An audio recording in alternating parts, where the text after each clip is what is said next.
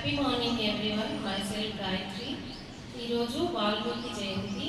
వాల్మీకి ప్రసంగం అంటే ఆయన మాట్లాడిన ప్రసంగం అని కాకుండా రామాయణాన్ని రచించిన వాల్మీకి మహర్షి జీవితం, ఆయన రామాయణాన్ని ఎలా రచించారో ఆయన విషయాల గురించి తెలుగులో సమాచారం ఇస్తున్నారు.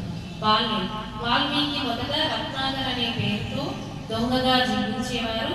ఆయన ఒక ఋషిని ఎదుర్కొని తర్వాత తన జీవితాన్ని మార్చుకొని ఒక గొప్ప ఋషిగా మారారు.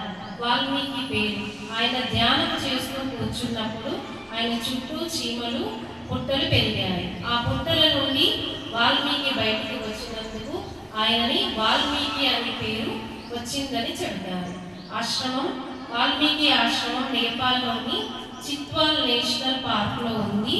ఇక్కడే ఆయన రామాయణాన్ని రచించారని నమ్ముతారు. వాల్మీకి రచించిన రామాయణాన్ని ఆది కావ్యం అని ప్రసిద్ధిగాంచింది.